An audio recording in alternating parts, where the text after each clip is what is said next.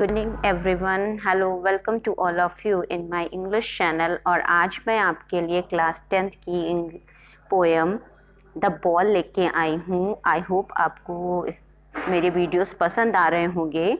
So let's start the poem.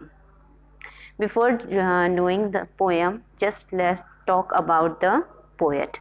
Poet John Berryman एक American poet और scholar हैं। वो मोस्टली अपने ड्रीम सॉन्ग के लिए जाने जाते हैं जो उन्होंने 1969 में कंपोज किया था, which was a sequence of 385 poems. और ये 385 पोएम्स का एक कलेक्शन है, सीक्वेंस है।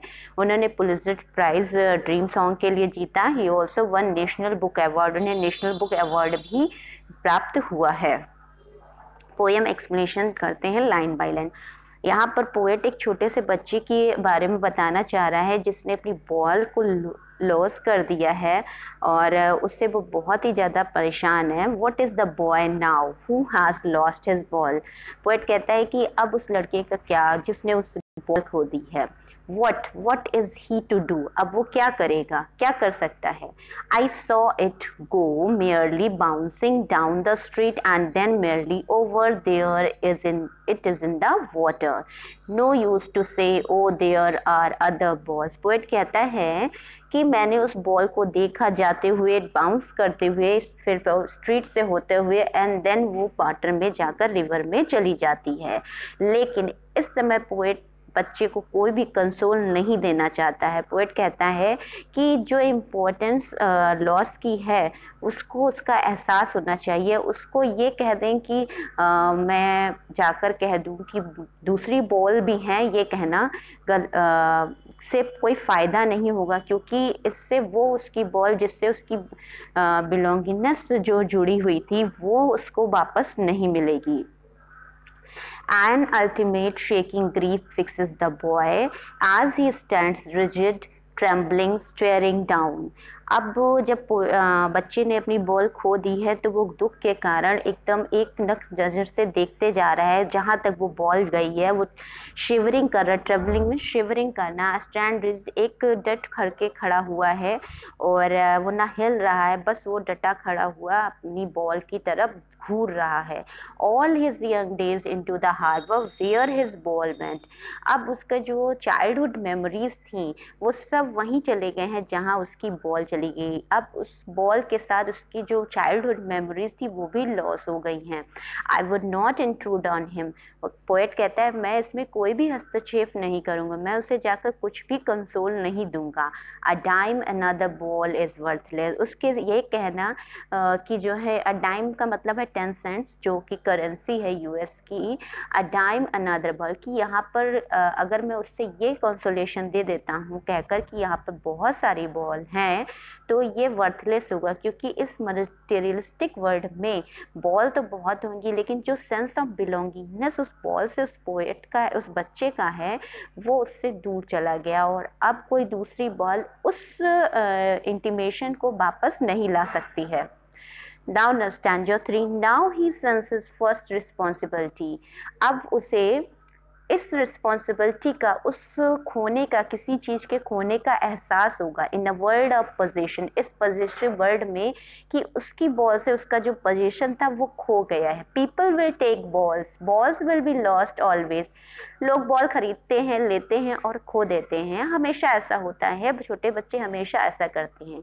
And no one buys a ball back, और वो बॉल कभी नहीं आ सकती जो बॉल खो चुकी होती है। आप कोई भी दूसरी बॉल ला सकते हैं। Money is materialistic in this word. Money से आप कुछ भी खरीद सकते हैं लेकिन वो इमोशंस नहीं खरीद सकते जो इमोशंस उस बच्चे के उस बॉल के साथ जुड़े थे। तभी यहाँ पोएट कहता है कि बच्चे के अंदर उस रिस्पॉन्सिबिलिटी को अर्न करना होगा कि लाइफ में बहुत कुछ आता है और जाता है लेकिन हमें बॉदर नहीं होना है। Last stanza is he is learning well behind his desperate eyes. This epistemology of loss, how to stand up. Poet कहता है कि उसे सीखना होगा कि इस लॉस के पीछे उस जो डेस्परेट आंखें हैं, जो उत्सुक आंखें हैं, उसकी जो अपनी बॉल को ढूंढ रही हैं, वो से होपलेस जो आंखें उसे ढूंढ रही हैं, उसमें उसको इस संसार में जो प्रकृति का नियम है खोना और पाना, उससे उसको सीखना होगा और एक दोबारा फिर से खड़ा होना होगा. Knowing what every man must one day know and most know many days how to stand up. एक ना एक दिन हर व्यक्ति को खड़ा होना पड़ता है और वो व्यक्ति जानता है कि कुछ आपके प्रॉब्लम वाले डेज में, आपकी जो मिजरीज के डेज में आपको काफ़ी चीज़ें खोनी पड़ेंगी, लेकिन आपको फिर से एकजुट होकर खुद को खड़ा करना पड़ेगा. इसलिए पोएट यहाँ पर मैसेज कन्वे कर रहा है कि हमें किसी भी प्रकार से अपने आप को होपलेस नहीं करना है. The poet Jeremiah in the Ball poem described the grief of a boy over the loss of his ball.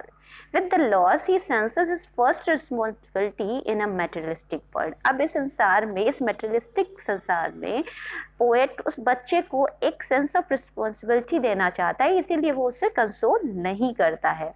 Where those whom you love and your worldly position will not be with you forever. वो कहता है poet कि जो से आप प्यार करते हैं या जिस पर आपका अधिकार होता है वो आपके पास हमेशा के लिए नहीं रहता.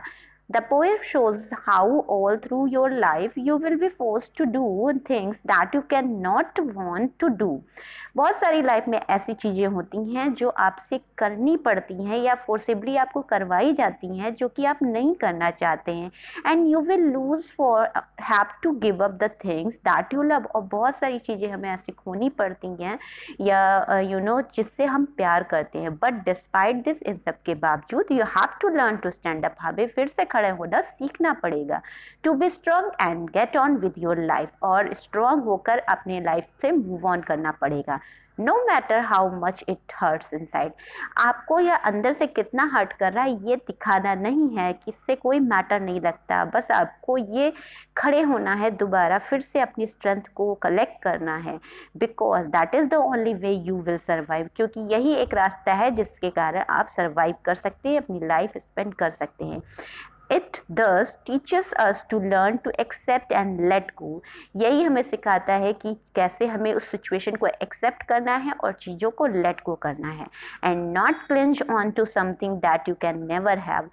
और उन चीज़ों के लिए कभी भी परेशान नहीं होता है जिन चीज़ों को आप कभी पजेस नहीं कर सकते हैं. तो चलते हैं पोएटिक डिवाइसेस देखते हैं. पोएट ने बहुत ही अच्छी पोएम लिखी है एंड इससे बहुत ही लाइफ का एक सुंदर मैसेज मिलता है. आई होप आपको बहुत पसंद आई होगी पोएम. इसमें पोएट ने ब्लैंक वर्ड्स का यूज़ किया है. ब्लैंक वर्ड्स का मतलब अनराइम्ड आयम्बिक पेंटामीटर होता है. और इसमें जैसे कि पोएट ने कहा है, what is the boy now who has lost his ball, what his he to do?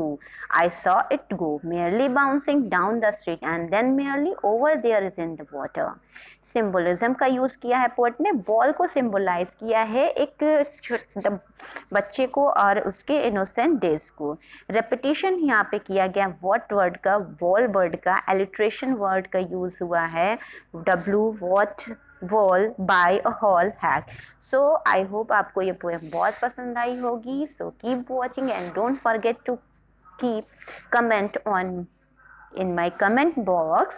So thank you till then, take care.